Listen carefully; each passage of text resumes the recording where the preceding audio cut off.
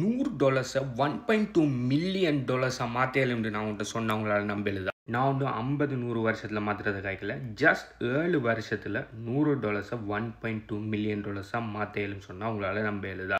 S, மாற்ற முடியும். நிறைய பேர் மாற்றிருக்காங்க. அது சம்மந்தமாக தான் இந்த வீடியோவில் நான் கதைக்க போகிறேன். வீடியோ ஃபுல்லாக பாருங்கள். எப்படி நீங்களும் இதை மாதிரியான ஆப்பர்ச்சுனிட்டியில் கண்டுபிடிக்கிறேன்னு சொல்லி வீடியோட எண்டில் சொல்கிறேன். இதை மாதிரி 12,000 மடங்கு ரிட்டர்ன் கொடுக்குறதெல்லாம் நீங்கள் ரியல் எஸ்டேட்டில் எடுக்க முடியாது, கோல்டில் எடுக்க முடியாது, ஸ்டாக்ஸில் எடுக்க முடியாது.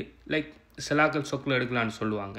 ஆனால் இந்த அளவுக்கு பம்ப் 12,000 மடங்கு. நீங்கள் ஜஸ்ட் $1 இன்வெஸ்ட் பண்ணியிருந்தாலே $12,000. இதெல்லாம் வேறு எந்த இன்வெஸ்ட்மெண்ட்லேயுமே சாத்தியம் இல்லை. ஒன்லி கிரிப்டோவில் மட்டும்தான் இது பாசிபிள். பிஎன்பி காயினுங்கிறது பைனான்ஸுங்கிற ஒரு கிரிப்டோ கரன்சி எக்ஸ்சேஞ்ச் ப்ளஸ் பிளாக் செயின்ட நேட்டிவ் காயின். 2017ஆம் ஆண்டு இவங்க இந்த பிஎன்பி காயினை இனிஷியல் காயின் ஆஃபரிங்குங்கிற ஐசிஓ மெத்தடில் இவங்க லான்ச் பண்ணியிருந்தாங்க. அப்படி 2017 இவங்க ஐசிஓவில் இந்த பிஎன்பி காயினை லான்ச் பண்ணக்குள்ள அவங்க என்ன ப்ரைஸில் லான்ச் பண்ணாங்கன்னு சொன்னால் $0.1 லான்ச் பண்ணியிருந்தாங்க. இந்த டைமில் யார் வேணுனாலும் இந்த காயினை வாங்கிடிக்கலாம். ஆனால் அந்த டைமில் பார்த்தீங்கன்னு சொன்னால் பைனான்ஸ் ஒரு நம்பர் 1 எக்ஸ்சேஞ்சாக வரப்போகுது. பைனான்ஸுக்கு பின்னால் இவங்க ஒரு பிளாக் செயின் உருவாக்குவாங்க, இவ்வளோ ஃபேமஸாக போவாங்க, இவ்வளோ ட்ரேட் வால்யூம் வரும், அது இதுன்னு சொல்லி யாருக்குமே தெரியாது. ஆனால் செலாக்கள் இன்சைடர்ஸுக்கு, வேல்ஸலுக்கு, அதை ப்ராப்பராக ஃபண்டமெண்டல் அனாலிசிஸ் பண்ணவங்களுக்கு இது தெரிஞ்சிருந்து அவங்க நிறைய பேர் பைனான்ஸில் இன்வெஸ்ட் பண்ணியிருந்தாங்க.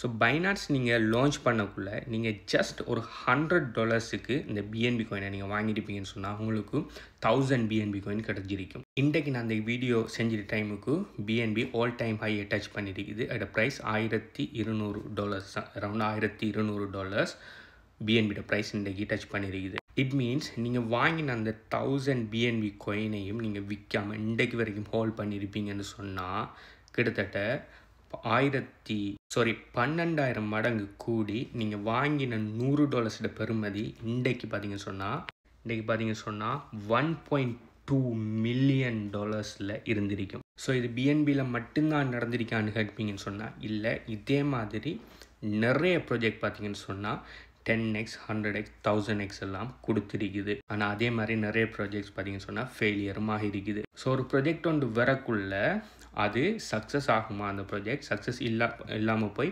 ஃபெயிலியர் ஆகுமான்னு சொல்கிறத எப்படி கண்டுபிடிக்கலாம்னு சொன்னால் ப்ராப்பரான ஃபண்டமெண்டல் அனாலிசிஸ் பண்ணுறது மூலமாக மட்டும்தான் நீங்கள் கண்டுபிடிக்கலாம். அது என்ன ஃபண்டமெண்டல் அனாலிசிஸ்ன்னு சொன்னால் அந்த ப்ராஜெக்டை பற்றி படித்து ஆராயிரம். ஓகே, ஸோ அந்த ப்ரொஜெக்டோட ஃபவுண்டர்ஸ் யார், அவங்க வேறு ஏதாவது ப்ரொஜெக்ட் செஞ்சுருக்காங்களா, அவங்க ரியலான ஆக்கலா, அவங்களோட லிங்க்டின், அடுத்தது அவங்களோட சோஷியல் ப்ரெசன்ஸை பார்க்குற, அடுத்தது அந்த ப்ராஜெக்ட் என்ன ப்ராப்ளத்தை சால்வ் பண்ணுது, ஸோ இதை மாதிரி வேறு ஏதாவது ப்ராப்ளத்தை சால்வ் பண்ணுதா, அவங்களிருந்து இவங்க என்ன மாதிரி வித்தியாசமாக இருக்காங்க, ப்ளஸ் இந்த காயின்ட டோக்கனாமிக்ஸ் என்ன, ஏர்லி இன்வெஸ்டர்ஸ் மாதிரி இருக்காங்களா, அவங்க அந்த காயினை டம்ப் பண்ணுறது சான்ஸ் இருக்குதா, இப்படின்னு சொல்லி இந்த காயின்ட ப்ராப்பர் ஃபண்டமெண்டலை நீங்கள் ரிசர்ச் பண்ணியிருப்பீங்கன்னு சொன்னால் மேபி அந்த டைமில் உங்களுக்கு பிஎன்பி ஒரு பெட்டரான ஆப்பர்ச்சுனிட்டி அவங்களுக்கு தெரிஞ்சிருக்கலாம், நீங்கள் இன்வெஸ்ட் பண்ணியிருக்கலாம். இது மட்டும் இல்லாமல் இந்த 1000 பிஎன்பியையும் நீங்கள் பைனான்ஸுக்குள்ளே வச்சுருப்பீங்கன்னு சொன்னால் பைனான்ஸில் கண்டினியூஸாக லான்ச் பூல்ன்ற ஒரு விஷயம் வந்து அடிக்கடி கண்டக்ட் பண்ணுவாங்க. இந்த லான்ச் பூலில் பார்த்தீங்கன்னு சொன்னால் நீங்கள் எவ்வளோ பிஎன்பி வச்சுருக்கீங்களோ அதுக்கேற்ற மாதிரி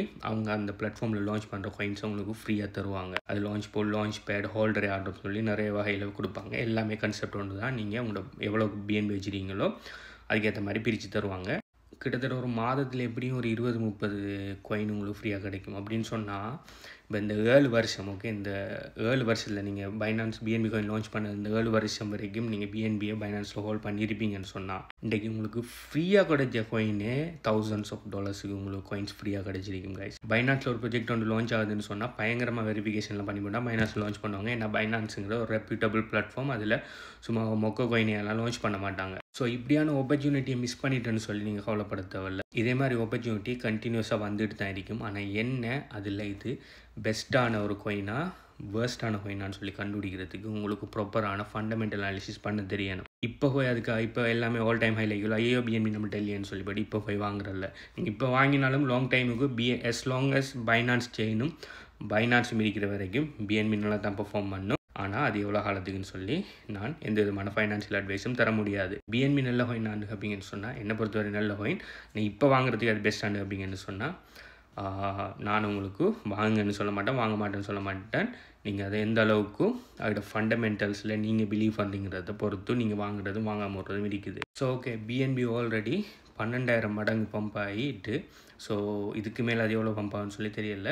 ஸோ இதே மாதிரியான ஹிடன் ஜெம் ஆப்பர்ச்சுனிட்டியில் எப்படி நாங்கள் கண்டுபிடிக்கிறோம், எப்படி இந்த ஃபண்டமெண்டல் அனாலிசிஸ் பண்ணுறங்கிற விஷயத்தெல்லாம் நாங்கள் எங்கே படிக்கிறேன்னு சொல்லி நீங்கள் கேட்பீங்கன்னு சொன்னால், எங்களோட HBU கம்யூனிட்டியில் பார்த்தீங்கன்னு சொன்னால், கிரிப்டோ கேஷ் ஃப்ளோ ப்ளூ பிரிண்டில் பார்த்தீங்கன்னு சொன்னால் எப்படி ஃபண்டமெண்டல் அனாலிசிஸ் பண்ணுறேன்னு சொல்லி எல்லாத்தையுமே இன்டெப்த்தாக கிளியராக நான் டீச் பண்ணியிருக்கிறேன். ஸோ இந்த HBU கம்யூனிட்டியில் அது மட்டும் இல்லாமல் அஃபிலியேட் மார்க்கெட்டிங், அடுத்தது மோனடைஸ் அட்டென்ஷன் ப்ளூ பிரிண்ட்டுங்கிற நிறைய விஷயம் இருக்குது. அதோடு சேர்த்து நீங்கள் இந்த கம்யூனிட்டிக்குள்ளே ஜாயின் பண்ணின உடனே உங்களுக்குன்னு சொல்லி ஒரு பிஸ்னஸ் அசோசியேட் ஒன்று அசைன் பண்ணுவோம். அவர் உங்களுக்கு தேவையான எல்லா டவுட்ஸையுமே கிளியர் பண்ணுவார். ஸோ அந்த கம்யூனிட்டி சம்மந்தமான மேலதிக டீட்டெயில்ஸ் வேணும்னு சொன்னால் நீங்கள் இந்த வீடியோ பார்த்துட்டு டைம் இந்த வீடியோக்கு எத்தனை லைக் இடிங்கிறதுக்கு கீழே கமெண்ட் பண்ணுங்கள். சம்மந்தமான மேலதிக டீட்டெயில்ஸ் தரேன். பை.